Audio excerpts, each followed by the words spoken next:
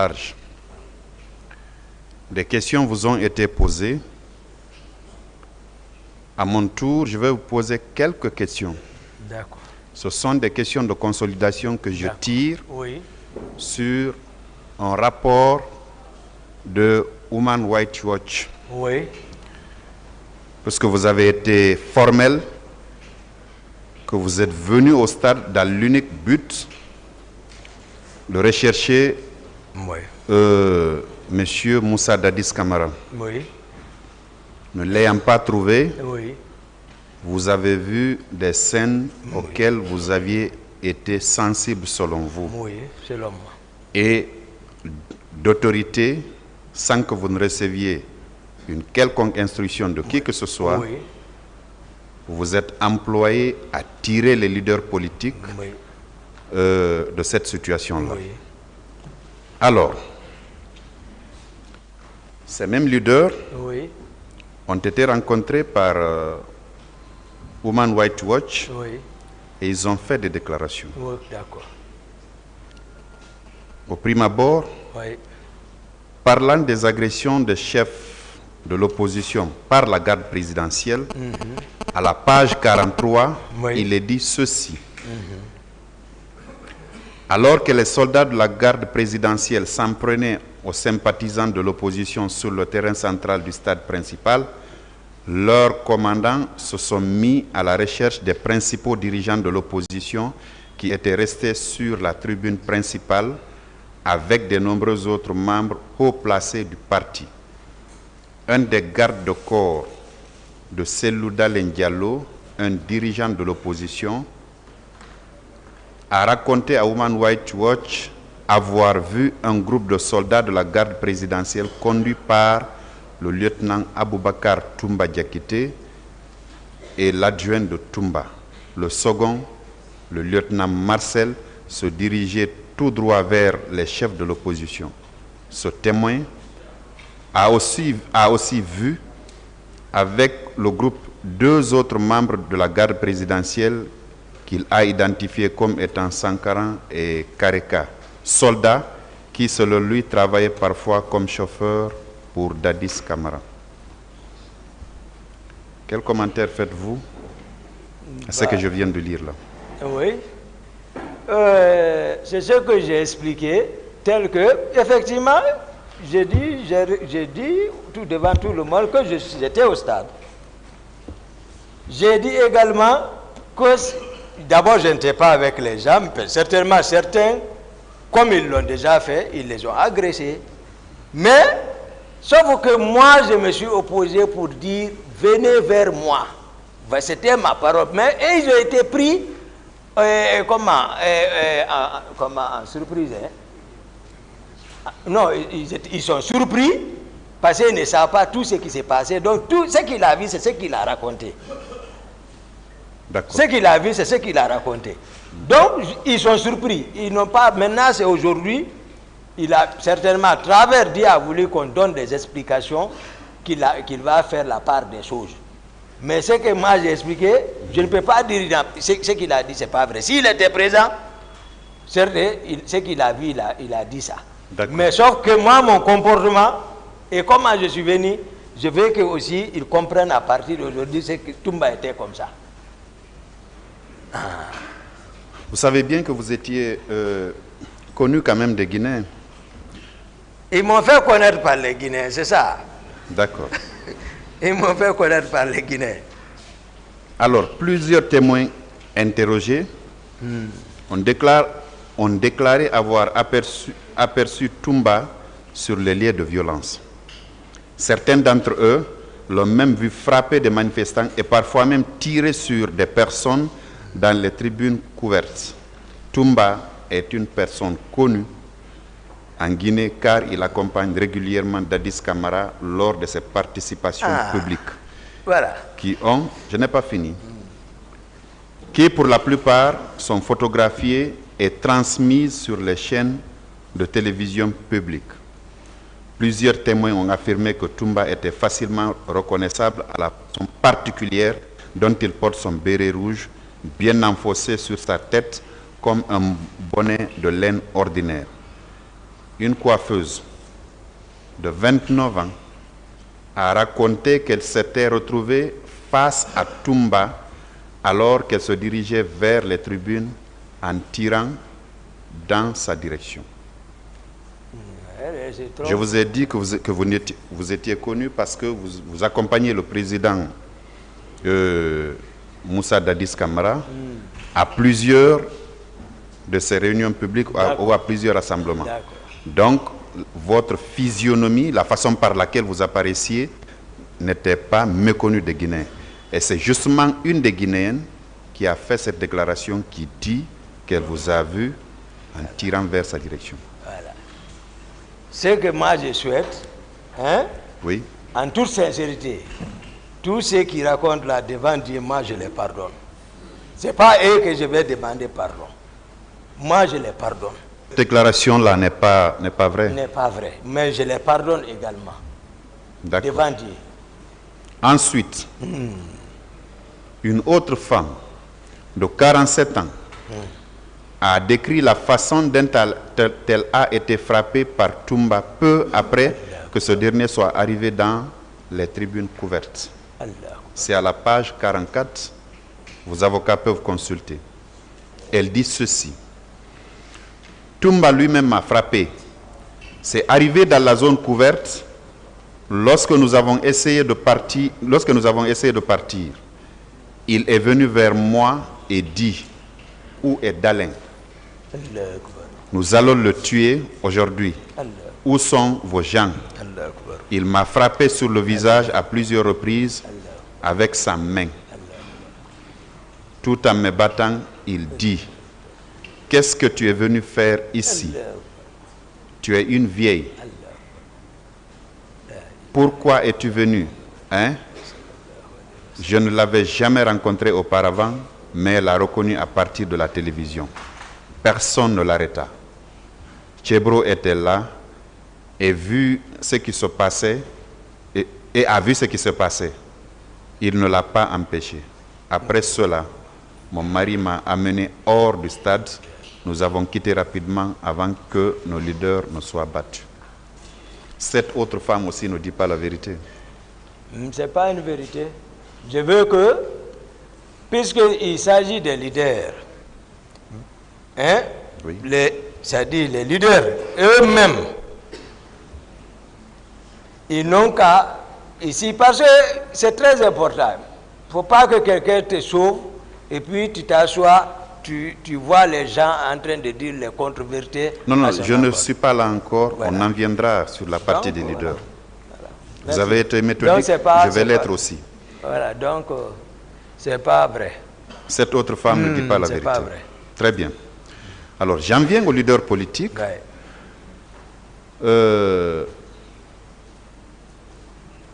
Il y a une femme qui a fait une déclaration aussi, une dirigeante de l'opposition.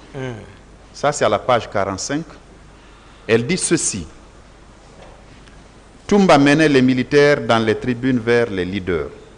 C'est lui-même qui avait frappé le leader de l'opposition, Cellou Diallo. Toumba était coiffé d'un béret rouge et avait accroché des fétiches à sa tête. Et oui, je lis ce qui écrit M. Diakité. Et il était en uniforme militaire. Toumba était entré dans le stand avec environ 50 bérets rouges. Il était parti immédiatement vers Cellou Diallo et l'a frappé à la tête avec son fusil. Puis, le frappa encore sur les côtes. Cellou Diallo est tombé et j'ai pensé qu'il était mort. Lorsque Toumba a vu Cellou tomber, je crois que Toumba avait également pensé qu'il l'avait tué. Lui et d'autres commencèrent à frapper François Fall. J'ai crié. Ils ont tué les leaders. Un béret rouge avait brandi son arme devant moi et m'a frappé à la tête. Puis, d'autres me frappaient dans les reins et les jambes. Puis un autre béret rouge m'avait poignardé à la main et à la poitrine. Un seul m'avait poignardé, le reste me frappait. Cette déclaration également est très fausse, M. Diakité. Elle est fausse. D'accord. Est-ce que parmi les leaders politiques que vous avez envoyés à la clinique Ambroise Paré, il y avait Mokhtar Diallo? Ah, je crois, Mokhtar, certainement, il devrait être dedans. Certainement. Hein? Certainement. Bien. Certainement. Alors, voici ce que lui il dit. Mokhtar Diallo, un jeune chef de l'opposition également présent sur le podium, a décrit en termes similaires l'offensive de Toumba à Human Rights Watch. Il dit ceci. Nous sommes restés sur le podium. Les militaires venaient vers nous. Toumba était devant, dirigeant les bérets rouges. Et il était avec Marcel, son adjoint, qui a joué un grand rôle. Il y avait beaucoup de bérets rouges partout. Mais le groupe qui était venu vers nous était de 20. Ils criaient, voilà les leaders. Ils sont venus en courant vers nous.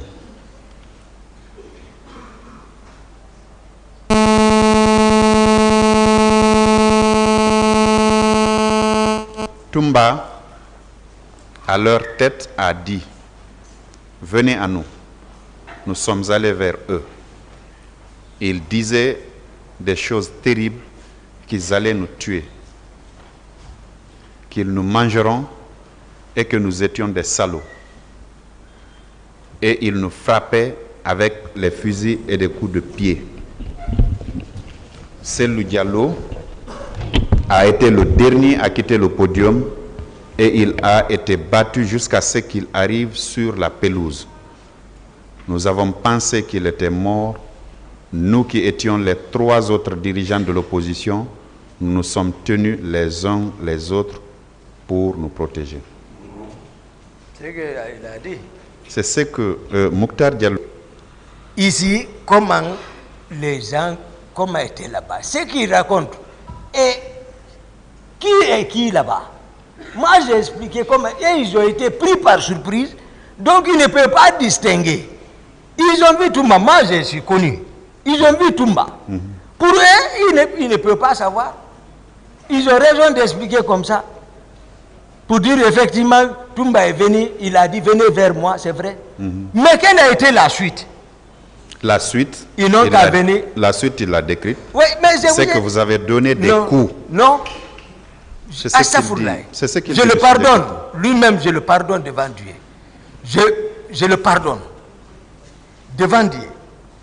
Parce que c'est moi, comment je peux donner coups? J'ai donné les coups aux militaires.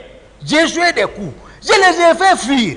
S'il était en tout cas parmi ceux qui étaient avec moi dans le véhicule, franchement, il doit dire la vérité.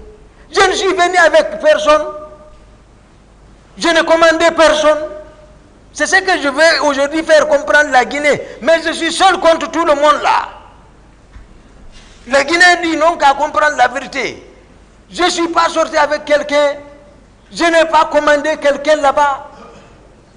Voici celui qui l'a fait, le président Dadis, avec ses proches. Monsieur Diakité, voilà.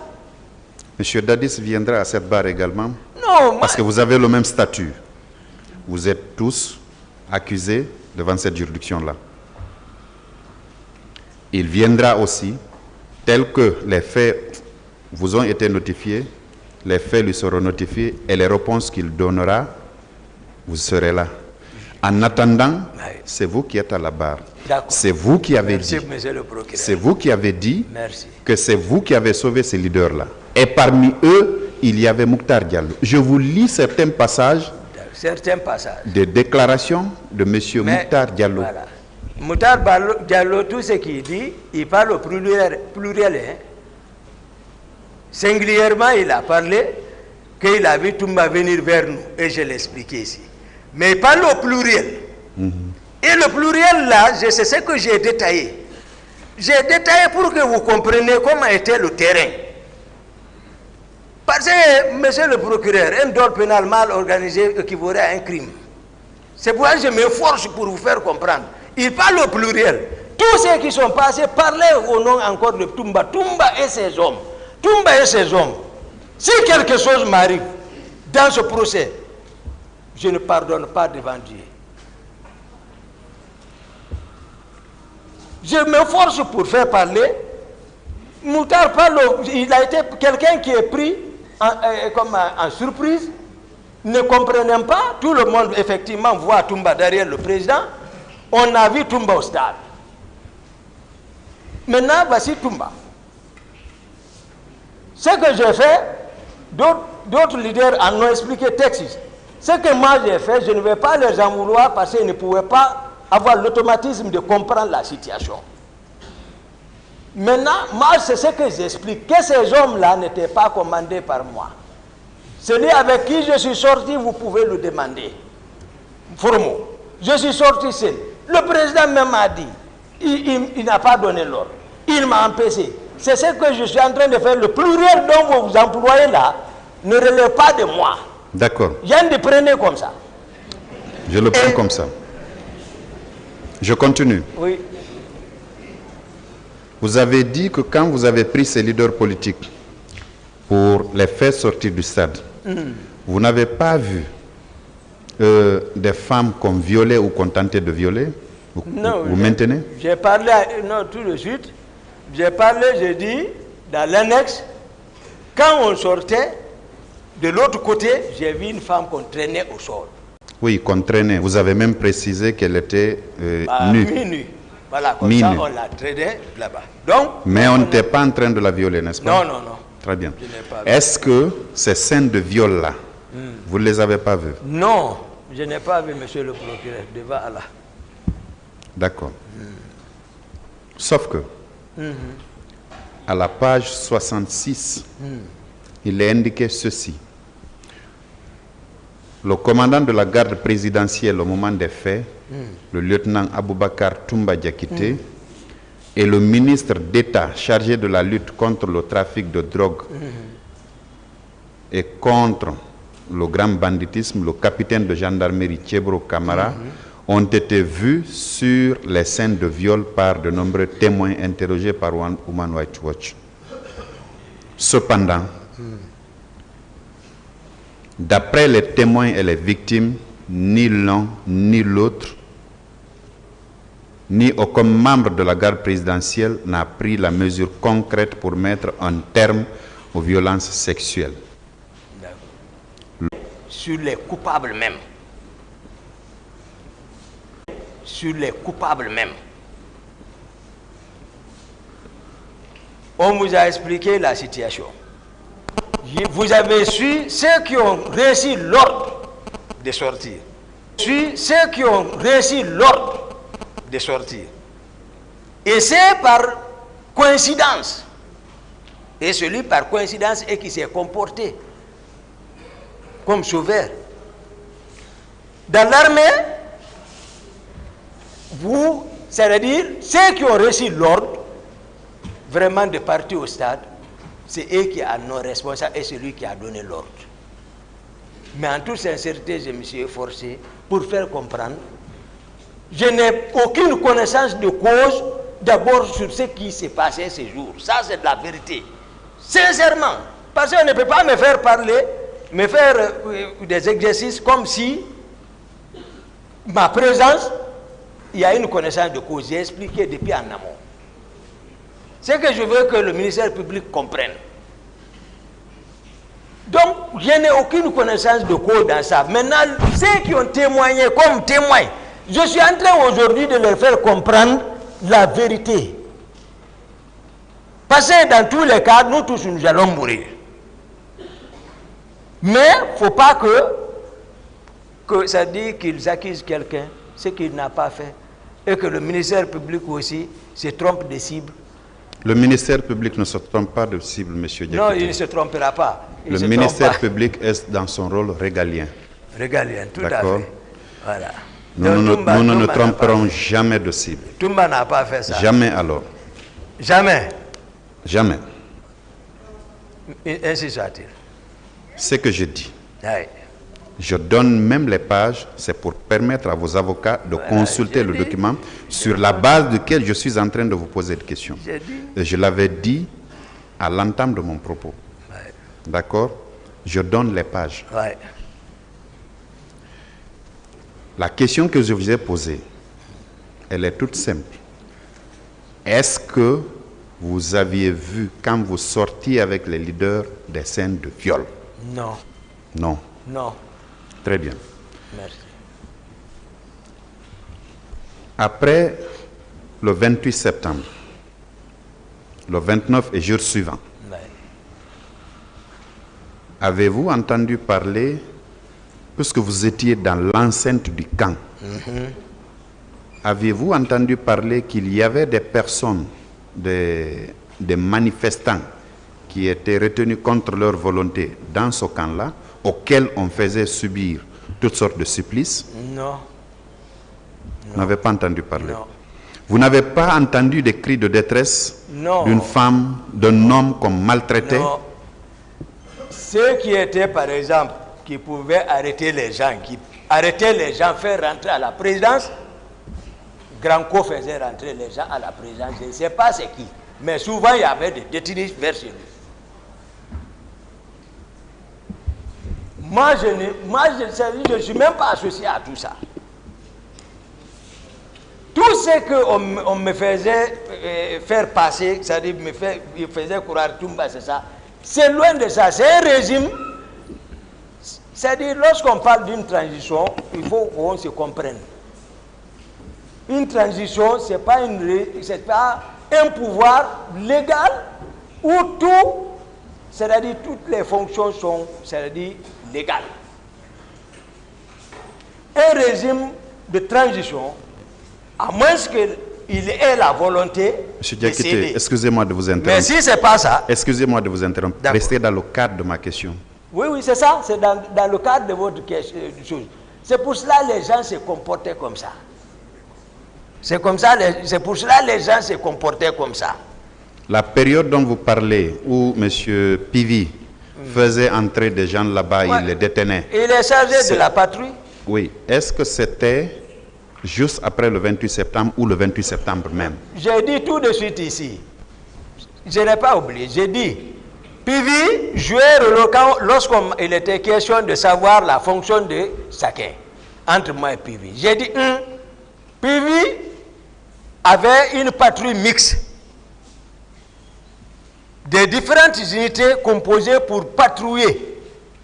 Donc, c'est lui qui sortait pour, voilà, voir ce qu'il a fait, ça, son rôle. Maintenant, j'ai dit, s'il y a des hommes qu'on arrête, voici encore, je reviens, j'ai dit, souvent, lui, il arrêtait les hommes envoyés là-bas.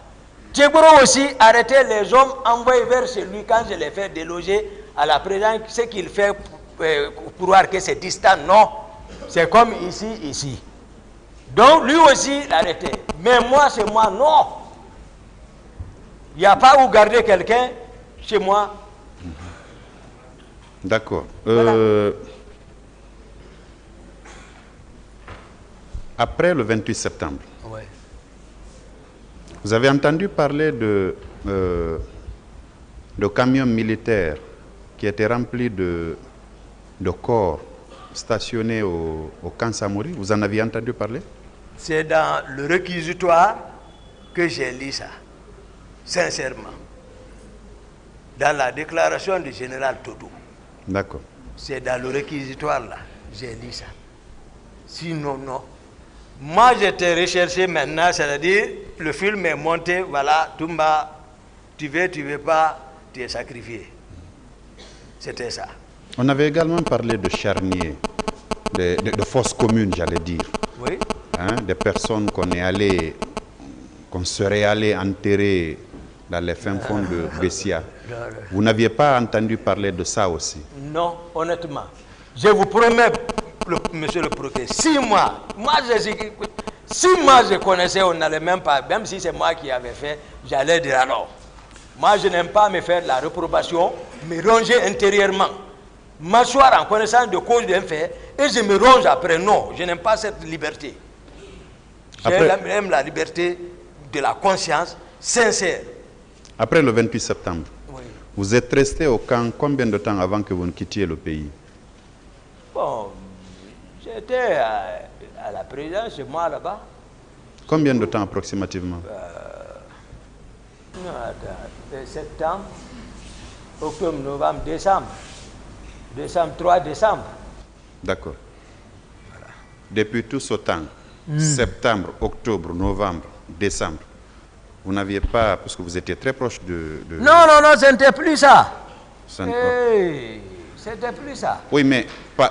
C'était, je vous dis ici, depuis le même soir. J'ai dit ici, j'ai dit depuis le même jour, quand les Tégros sont rentrés, voici la stratégie qu'ils avaient mise en place. C'est-à-dire, ils se sont automatiquement adaptés c'est-à-dire, voilà, à la situation. Voilà ce qu'il faut faire. Il y a eu ça, et pourtant, ils en ont connaissance. Parce qu'à travers Kaléa, ils en ont conscience, mais il faut obligatoirement sacrifier. Tous ceux qui aiment parler de Machiavel, c'est qu'ils en ont connaissance de quelque chose. Donc ils ont mis cette stratégie. Moi, je suis maintenant... Voilà. Ils vous ont dit, ils ont tenté plusieurs fois de m'arrêter. C'est que ça n'allait plus. Marcel, rien entre nous. PV, rien entre nous. Le président, rien entre nous. Si ce n'est pas... Voilà, chacun est là. Voilà, moi, je ne vais pas. D'accord. Lors du fameux recrutement de Jean de Kaléa, lors de votre premier interrogatoire la semaine dernière, je crois avoir entendu, vous avoir entendu dire que quelques-uns des hauts gradés avaient chacun un quota. Oui. Vous maintenez? Oui. Et vous? Mais j'ai parlé ce jour de moi-même. Voilà. Le quota que vous aviez eu en ce moment était composé de combien d'hommes? Il m'a accordé 18 personnes. 18 personnes. 18 personnes. Ces 18 personnes-là, et vous aviez effectivement envoyé des gens en formation? Oui. Ces 18 places-là? Oui. Bien. Est-ce que parmi ceux qui sont venus au stade du 28 septembre, ces 18 personnes-là faisaient partie? Non, non, non. Et c'est ce que j'ai expliqué. Sur la route de Koya, il y a l'école de la formation de la marine nationale. Après Koya, qu'on appelle 66. Donc, ils ont sélectionné tous ceux qui ne sont pas de... Ceux-ci sont restés là-bas. Après, c'est maintenant qui sont avec Kaléa. Maintenant, ceux qui sont restés à 66 ont été délocalisés encore vers le centre d'instruction de Kisdougou et de Kankan. C'est nous, les personnes que moi, par exemple, j'ai incorporées, et ils se sont retrouvés en eau et forêt. Ils ne faisaient pas partie des recrues de Kaléa qui sont non, venus... non. C'est eux qui sont partis à Kisdougou. D'accord. Et à Kankan. Et ceux de Kisdougou, par indiscipline après leur formation, à l'arrivée de Général Sekouba Konaté, il les a tous renvoyés, sans matricule. C'est des Cancans qui ont été matriculés. Mais c'est différent, voilà, de Kaléa. Ma dernière question. D'accord, monsieur le procureur. Après 13 ans, Oui. 2009-2022, vous êtes formel que tous les faits contenus dans l'ordonnance qui vous a renvoyé devant la juridiction de jugement, in fine, ces faits-là, vous ne les avez pas commis. Oui, monsieur le procureur. C'est pour cela que je remercie le ciel de m'avoir donné, gardé jusqu'à date, face à la cour, face aux victimes, yeux dans yeux, face au peuple de Guinée, que voici ma version des faits, que c'est leur fils. Tout ce qui a été dit a été monté, mais ce n'est pas moi. Je n'ai pas fait ça. Ce que j'ai dit, je veux qu'ils croient en ça. Et que tous ceux qui m'ont accusé, je les pardonne. moi. Merci. Merci, monsieur. Merci, Monsieur le Président. Merci, honorable assesseur. Bien, Monsieur Toumba. Alors, pour finir, vous nous avez fait le plaisir tout à l'heure. Vous avez raconté ce qui s'est passé au camp Koundara. Comment Makambo est mort? Et comment vous avez réussi à vous extirper de cet arsenal militaire qui était là? Vous savez, moi, tout ce que j'ai fait, si ce n'est pas en rapport avec le Coran, moi, ce n'est pas mon problème. Moi, tout ce que j'ai fait, je réfléchis en rapport avec le Coran. Si c'est un rapport, je fais. Dieu dit, وَالَّذِينَ إِذَا أَصَابَهُمُ الْبَغْيُ هُمْ يَنْتَصِرُونَ وَإِذَا جَاءَ سَيِّئَةٌ مِثْلُهَا وَمَنْ عَافَا وَأَصْلَحَ فَأَجْرُهُ عَلَى اللَّهِ إِنَّهُ لَا يُحِبُّ الظَّالِمِينَ. Si je ne me trompe pas, c'est ça. Il dit وَالَّذِينَ أَصَابَهُمُ الْبَغْيُ هُمْ يَنْتَصِرُونَ وَجَزَاءٌ سَيِّئَةٍ سَيِّئَةٌ مِثْلُهَا وَمَنْ عَافَا وَأَصْلَحَ فَأَجْرُهُ عَلَى اللَّهِ إِنَّهُ لَا يُحِبُّ الظَّالِمِينَ. Il dit, Dieu dit, lui qui dit, il dit qu'il aime celui qui est atteint par l'injustice réagisse. Mais il dit, Man afa wa aslaha fa ajruhu ala Allah. Il dit, mais c'est lui aussi qui laisse pour lui Dieu. Tu dis, je laisse Dieu pour moi à Dieu. Il dit, le salaire de ça est plus grand que par rapport si tu payais pour toi. Mais si tu es atteint d'injustice, si tu réagis, ce n'est pas parce que vous êtes condamné par Dieu. Et peut-être ici, on peut vous condamner. Mais entre toi et Dieu, reste tranquille. C'est-à-dire, c'était une attaque injustifiée. Et il fallait une réponse proportionnelle à l'attaque.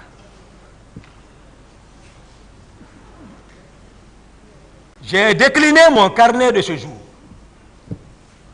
Ce qui m'a fait sortir à la présidence et jusqu'à ce qui m'a fait partir à Koundara.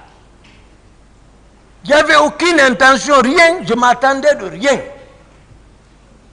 Ce qui n'était pas nécessaire, si ce n'était pas la mauvaise volonté du président qui pouvait, si voilà, comme moi je m'attendais, m'appeler peut-être, vu d'où nous venons, il n'avait pas besoin de se lever, venir et comme ça s'arrêter et puis venir me taper sur la tête. Et les autres n'avaient pas besoin d'engager leurs armes, m'encercler. Les propos qui tenaient, Makambo n'avait pas besoin d'aller prendre un RPG contre moi. Souvent, le terrain commande. J'étais le seul capitaine de mon âme là-bas.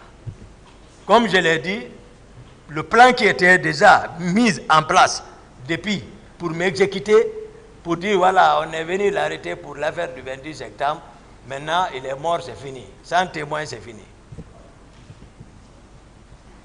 Moi, j'ai pris ma responsabilité.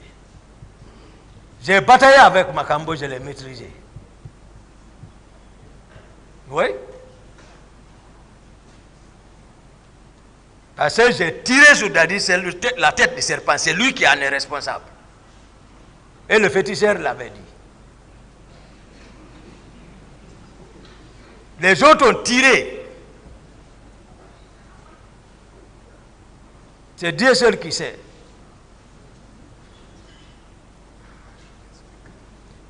Il a la hache. Makambo marche à la présence en slip avec les coris. Déshabillé avec les fétiches la nuit. Il marche pieds nus avec sa hache là. Il intimide tout le monde depuis bien avant.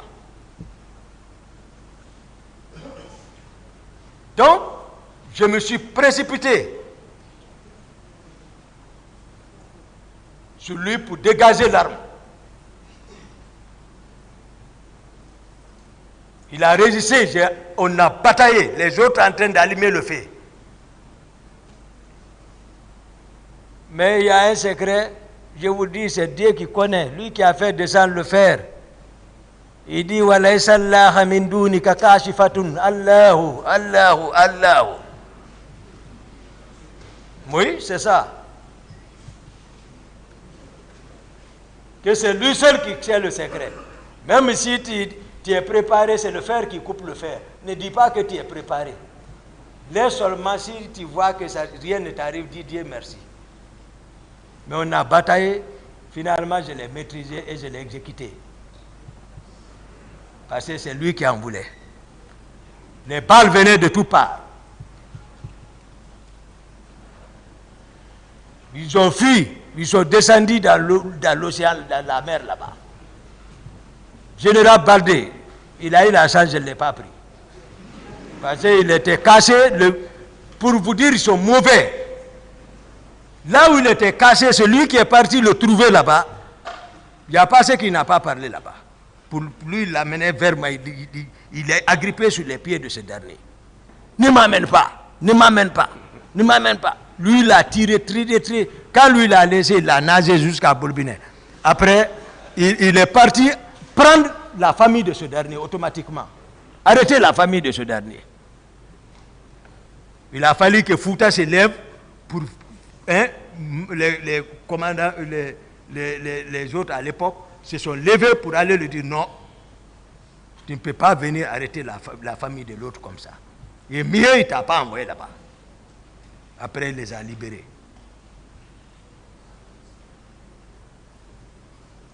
C'est une attaque injustifiée et une réponse proportionnelle. D'autres questions? Merci, Monsieur le Président. Je pense que nous avons terminé notre tour. La partie civile. Non, une seule question, Monsieur le Président. Monsieur Abouaka Sidiki. Oui, Monsieur le procureur. Vous avez parlé de camion. Camion Qui est venu prendre les armes au camp Alpha. Oui. Quelle était la destination de ce camion? Comme je l'ai dit, Monsieur le procureur, c'est grâce au général Sekouba qu'on a témoigné. J'ai cité le nom du commandant Jo. Je vous ai dit, lui va venir donner, je ne sais pas, mais c'est le président qui les a envoyés. C'est le commandant du régiment qui les a envoyés. Ça, c'était quand? À la veille des événements du 28 septembre. C'est vers les 25. 25. En tout cas, comme ça, 25, 26, 25, 26. J'en ai fini, Monsieur le Président. Oui, 25, 26. Vous avez effectivement fini? Oui, nous avons fini, Monsieur le Président. Ça, pas la facile. partie civile maintenant. Ça, c'est pas facile. Mais la même précision, pas trop de commentaires sur les questions. Et pas de discussion également. On va attendre la période de plaidoirie pour les discussions. Très bien noté, Monsieur le Président.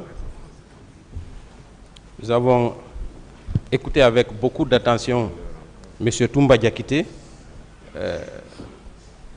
la semaine dernière et aujourd'hui. Je vais commencer par la première question. Avant que vous ne soyez aide de camp à la prise du pouvoir, vous avez déclaré ici que vous étiez le conseiller spirituel du président Dadis. Ouais. En quoi cela consistait exactement? Non, conseil spirituel, c'est une maîtrise sur le plan vertical. C'est-à-dire, ça vient. Hein? C'est-à-dire, voilà, c'est la science mystique. Parlez dans le micro. Merci, monsieur. C'est la science mystique. Hein? Voilà, chaque prophète envoyé par Dieu est venu avec une science. Oui, mais bon. Voilà, donc je vais parler de la connaissance de Annaba Idrissa. Les nougats. Vous avez entendu parler de ça? Nougat. Non. Et si on peut dire bismillah sans mettre point en bas. Le point. S'il n'y a pas point, il n'y a pas bi. Monsieur Diakité, oui. Vous faites face au tribunal. Autant, pardon. Parlez dans le micro, il va entendre. Voilà. Merci beaucoup. Est-ce que le tribunal. Ce n'est pas... Merci. Donc, les nougats, c'est les points, c'est les étoiles. Vous aviez alors une grande influence sur le président Dadis, si je peux comprendre ainsi. Ah, mais s'il tape ma tête. Non, avant qu'il ne tape votre tête. Avant qu'il ne tape votre tête. Depuis le départ, s'il vous plaît, permettez. Oui. S'il vous plaît. Oui. On va aller doucement. D'accord.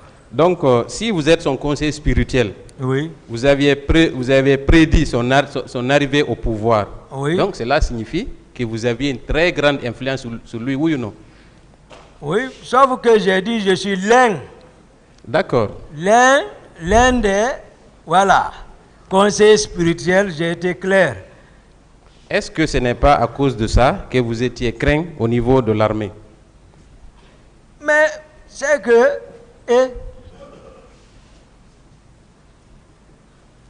Oui. Tout ça, c'est Dieu, je ne sais pas. Mais en tout cas, mon parcours montre combien de fois moi je ne me suis pas amusé. Je suis un bon soldat, c'est tout. Vous savez, un général ne vaut qu'à travers ses soldats. Hein? Un seul général, dans une bataille, ne peut pas faire grand-chose sans la troupe, n'est-ce pas? Oui. D'accord. Donc, dites-nous alors, combien d'hommes étaient à votre disposition après la prise du pouvoir? Dites-nous, il y avait combien d'hommes? Non, c'est-à-dire, moi, je vous ai expliqué, d'abord, le rapport de force qui a conduit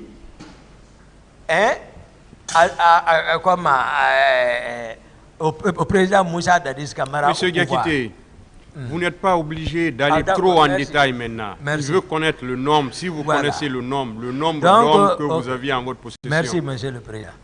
Donc, comme je l'ai dit, j'étais au salon, pas plus d'une section, 32, au salon du président. Donc, on peut dire que 32 éléments étaient sous votre contrôle? Oui. Très bien. Alors, si ces 32 hommes étaient à votre disposition, ce qui signifie qu'ils recevaient directement des ordres de M. Toumba, n'est-ce pas? Oui. Donc, s'il faut aller quelque part, oui, vous avez le pouvoir de dire à ces 32 hommes de vous accompagner, oui ou non? Non, non, non, eux ne bougent pas. Ils sont dans le salon du président.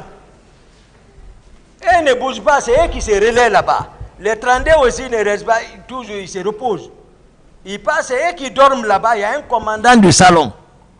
Est-ce que vous comprenez? On n'abandonne pas un président. Non, moi je dis, si ces 32 hommes-là sont acquis à votre cause, cela signifie qu'ils sont sous votre autorité, oui ou non? Non, ceci-là, ce n'est pas pour me suivre. Moi, souvent, je vous ai dit, je bouge avec 6 hommes. D'accord. Là où je dors même, il y a une garde là-bas. Donc, vous avez 6 éléments à votre disposition, n'est-ce pas? Si on peut sentir... J'ai à peu près chez moi un groupe. Un groupe qui veille sur moi. Vous avez dit ici que chaque chef militaire avait des éléments, étant donné votre importance au sein du dispositif auprès du président Dadis, n'est-ce pas? Donc, ce qui signifie que chacun d'entre vous avait la possibilité d'avoir presque une troupe, oui ou non? Ce que je t'explique maintenant, je dis, c'est moi, dans ma maison, là où je dors, je dis, il y a un groupe là-bas. Je vous ai dit par qui ceux-ci sont commandés. Un groupe, c'est 12 ou 11, formé de 2 équipes. En sortant, je peux prendre une équipe. Une équipe, c'est 5 ou 6 hommes. Donc, supposons que vous soyez avec 6 éléments ou 5. Parce que vous avez, dans la narration des faits, avant même les événements du 28 septembre, vous avez indiqué qu'à la prise du pouvoir, qu'à chaque fois qu'il était question de maîtriser un commandant, c'est vous qui partiez. Comment vous faisiez? Parce que moi, je suis curieux de comprendre ça. Attendez. C'est une question? C'est que toi, tu ne peux pas faire. Il faut le vous voyez. S'il vous plaît. Ok, merci. Vous avez été courtois depuis 2 jours, donc continuons sur cette lancée. Ok, je vais m'efforcer. Comment vous faites pour aller interpeller tout ce dont vous avez parlé ici? C'est ce que vous voulez savoir, maître? Oui, parce que c'est important qu'on sache. Voilà, c'est le courage.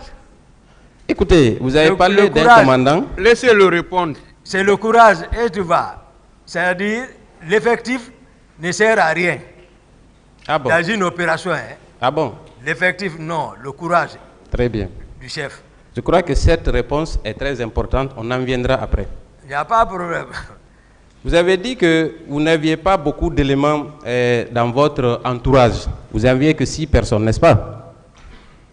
Non, non, non. Des éléments qui vous sont fidèles. Non, ce n'est pas l'affaire des fidèles, ça. J'ai dit j'ai 11 hommes chez moi. Ce n'est pas l'affaire de fidélité. Je n'ai pas dit de 6. J'ai dit il y a 11 qui se relaient. Ça, là où je dors. Est-ce que ces 11-là vous sont fidèles? Vous étiez fidèles? Et fidèle,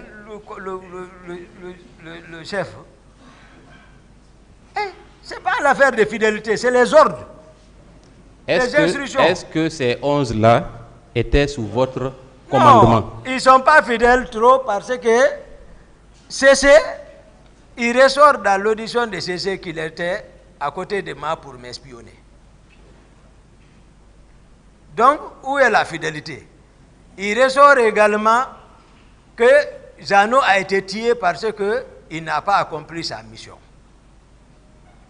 Ok. Et c'est Jeannot qui s'occupe des Moi, je voulais aussi poser une autre question, non, si vous permettez. Si vous permettez. Oui.